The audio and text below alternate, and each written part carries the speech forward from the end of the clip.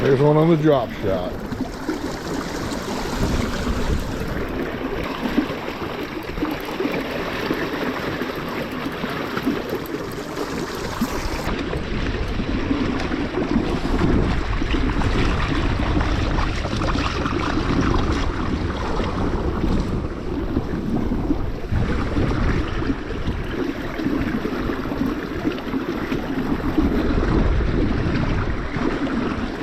Nice plump rainbow on the black stonefly on the Dropshot rig.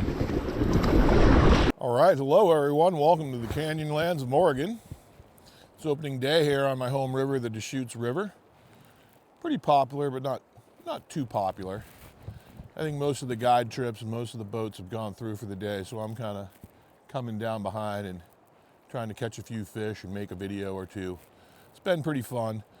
I've got some footage I'll show you there, me catching a fish on the Dropshot rig in one of my favorite spots. It's the middle of the river bar where you can stand with my special boat here.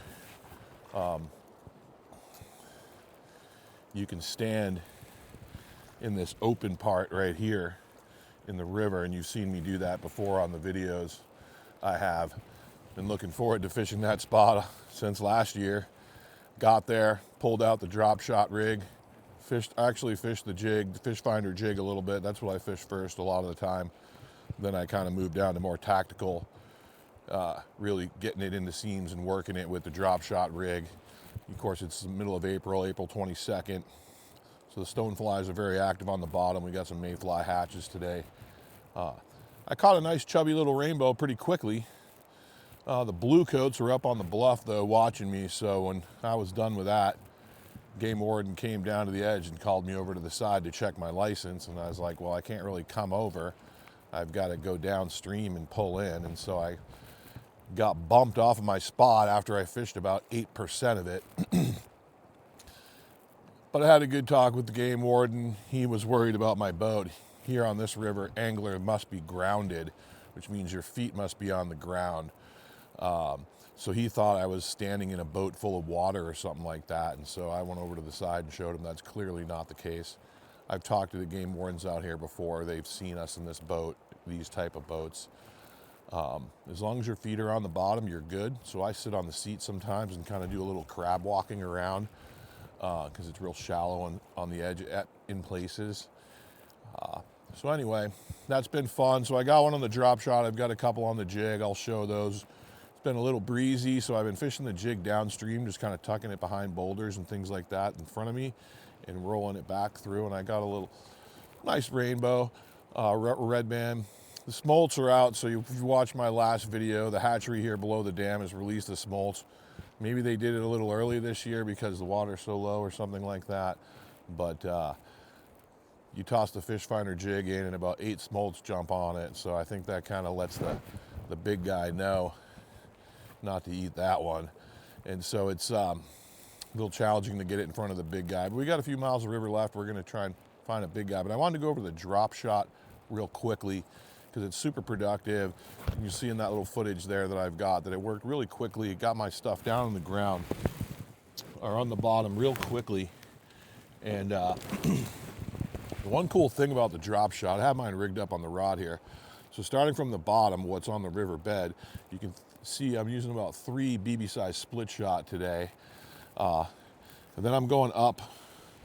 Got my hang down a little bit longer today. It's probably around 18 inches. I'm kind of playing with that angle of the dangle where the weight's down here and then where is my fly. So the lesser the angle, the closer the fly is to the bottom.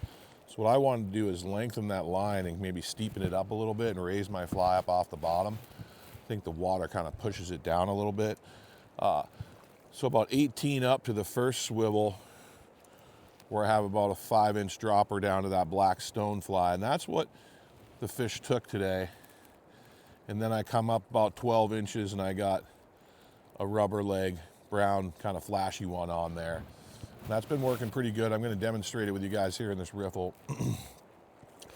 But there's a lot of caddis around. And so if I want to switch up, I'm going to go to something like that caddis right there with the little wings. And then of course I got the bike tube rubber leg right there wrapped up on one. So this is that Fish ENG leaderboard. I cut it in half to fit it in my box. If I want to change, I got one more Dropshot rig fully rigged up right there.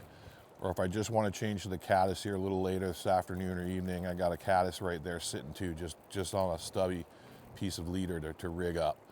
So that's how I rig up the Dropshot rig. It's pretty effective. The one cool thing about the Dropshot rig that is much different on a spin pole than on a fly rod is I don't have a bobber on top. I don't have a bunch of floating line on top that's pulling it along. I just have the simple braid, right? So I go from braid to a 10-pound leader. Seagar fluorocarbon is my straight all the way through to my last swivel. Then from my last swivel to the weights that go to the ground or the bottom, I'm just using a 6-pound trilene big game. And then I tie a little knot on there so those can't slide off. But if I do get hicked up pretty good or taco into a rock, I can pop them off. So it's 10-pound braid, the diameter of 2-pound test, a double uni knot, some 10-pound Seagar fluorocarbon all the way through to the last swivel, then the trilene 6-pound. Both of my droppers are 6-pound red label Seagar fluorocarbon. It's the closest thing I've found to fly fishing tippet material. Comes in a big spool. You know, you get, I think 150 yards or whatever for $8, something like that.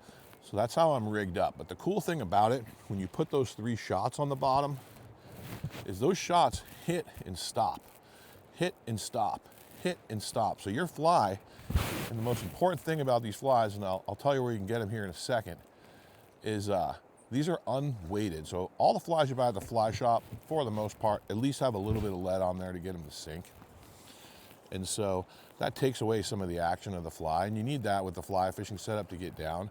But when you're drop shotting, you take the weight off the fly. So this is just the hook, the material, and the rubber leg, you know? And so when that thing stops because the shot hits the bottom, that really sits out in the water and dances, bounces again, bounces again. And so it looks like it's kind of swirling there in the current like a natural bug would do that doesn't have any weight on it where it's getting sucked to the bottom. And that little stop and pause, little stop and pause, little stop and pause gives you an extra millisecond or second for that fish to look at what you're offering. And so that's why with my caddis, they offer a little flash in there. It's unweighted, I have a bead on the front, but it's just a green or brown glass bead. So if you want to fish like this, and I'm going to demonstrate it here in a second, by the time you'll see this, my store online should be open. I'm finalizing some of the checking the stuff or whatever, checking the labels, getting some t-shirts on there that you guys will like. I have some flies. It's only me tying them, so it's not a huge inventory, but there's enough on there for you guys to fish the Dropshot rig. And I've got 3 packs of these guys on there, as well as all the other stuff I use, this caddis, and then of course the Fish Finder Jig, which you'll see me catch a fish on. The one I have out, the 2 I have out of my box right now are real wet, so it just looks like a wet fur. But I'll put up some pictures of the Fish Finder Jig. So it's Wednesday today. This video will probably get launched by Friday this week. But at that time, fishfinderjigs.com will be live and ready to go. And you can go over to fishfinderjigs.com and check out what I got. Pick up some unweighted rubber leg stone flies. There's a few of the bike tube variety in there. You know, those are a little harder to tie, so I don't have those in mass quantity yet. You know, I got to cut that bike tube. It takes me a little longer. But I have a few of those. I think I have a dozen mixed in with the packs. All the jigs, 1/16, 3/32, 1/8, a couple different colors. The stuff you see me catching fish on, I'll put some pictures up of what I've been catching lately. Get over to Fish Finder Jigs, treat yourself, get prepared for the season this summer. Multi-species jig and some of this cool stuff I'm fishing. Once the salmon flies come out, you'll see me fishing with the bobber, dry flies on the surface, and those materials and those flies will be available for you too as well at Fish Finder Jigs. So let me take this rig over to the river. I keep it on this rubber band, and basically you just pop it off just like that. And as long as you keep everything tidy like I just showed you, you don't really get too many tangles. Everything should just come right undone. And we're gonna work this slot right here in front of us on the river. and we're going to talk about how we bounce it through there and fish this thing very effectively. This run's obviously been fished pretty good today. It's an easy one for the boats to pull over and the guides to get the clients and walk on, so we'll see who's home. Before I go to the river though, I wanted to show you guys a cool little piece of ecology that you can see just standing here. I was having a snack. So this is the west side of the river facing east and southeast. And you can see it's already drying out.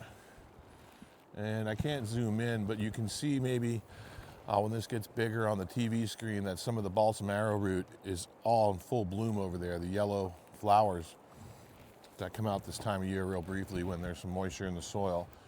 But when I turn around to this side of the canyon, hopefully you can tell it's a bit greener.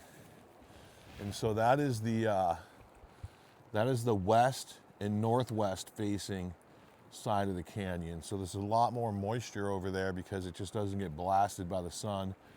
And we've had a really warm and dry spring. Today's we are in a kind of a cloudy, rainy day streak here, but not too rainy.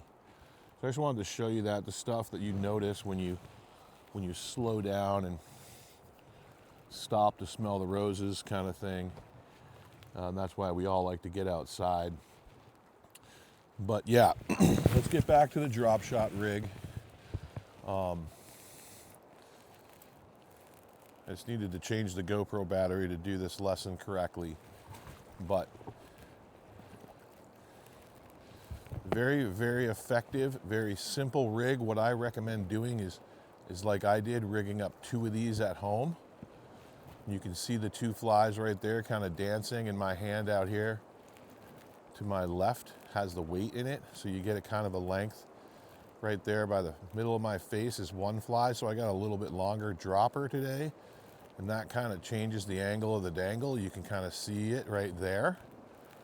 But when this weight in my hand hits the bottom, everything stops and we get a good pause. So let's go down here and work below me. My last real quick attempt right above me here, I snagged up right off the bat. So be careful of that. You know, you might want to, I have 3 on there. If I snag up again, I'm going to take one of those off and go to 2. Normally I fish 2. Looks a little fast there. I'm going to keep 3 on.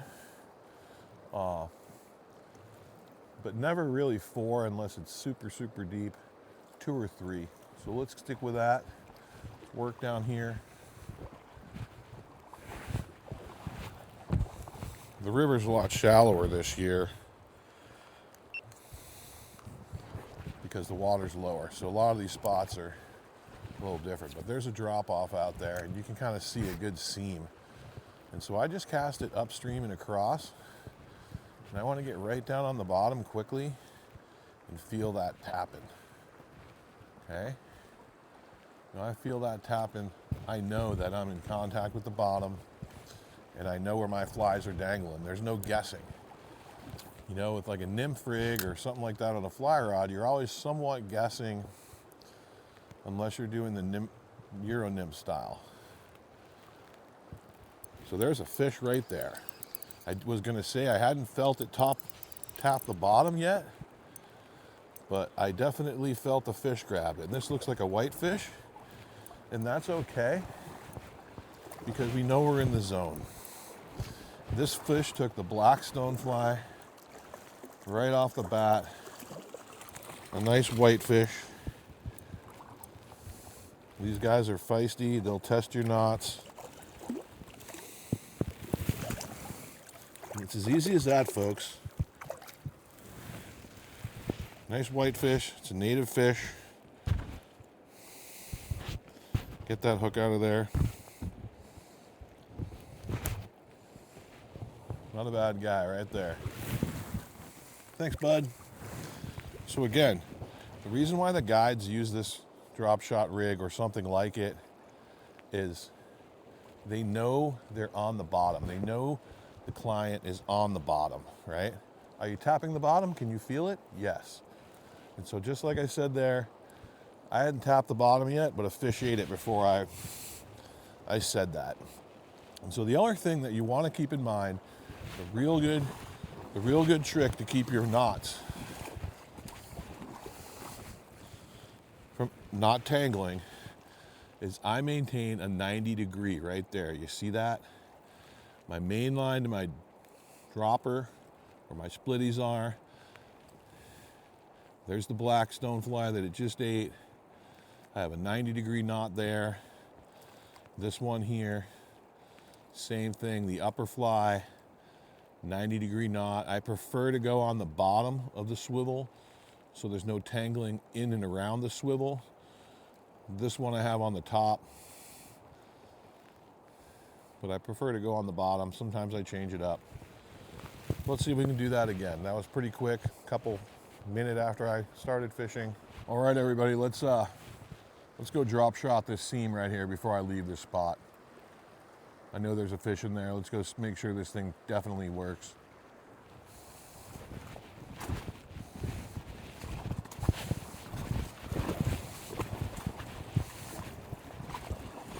All right, so there's a nice seam right here. It's nice and deep. Right out there, I can just tell. It's nice and deep, deep enough right there.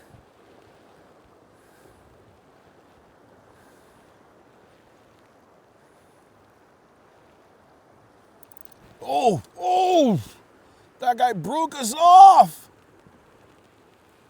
Oh my.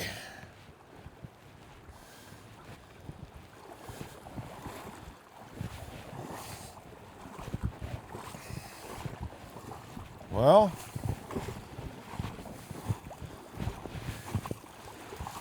come back to the boat and lick my wounds because I went out there with 2 flies. In 1 minute and 21 seconds, I came back with 1. So, kind of a bummer, but that was a big fish, whatever it was. Probably a big whitefish or a big trout, obviously. I don't think that one's gonna bite again. Now, not gonna go over the drop shot rig I just did, but that just goes to show you how effective it is, right? If you come on this river, it's more than likely with a guide, you're gonna be fishing a drop shot rig for trout because they know you're getting down to the bottom. I just came back from fishing down below here, turned the camera back on to make another short little video, went up above, and in 1 minute and 21 seconds, I got sharked by the Moby of this run. So, thanks for checking it out today. Really appreciate it. Get over to fishfinderjigs.com. See what I got over there. Be trying to keep it as stocked as I can. As you can tell, the unweighted rubber leg stone is a pretty deadly fly. Basically, the rig speaks for itself. Thanks for tuning in. See you on the river.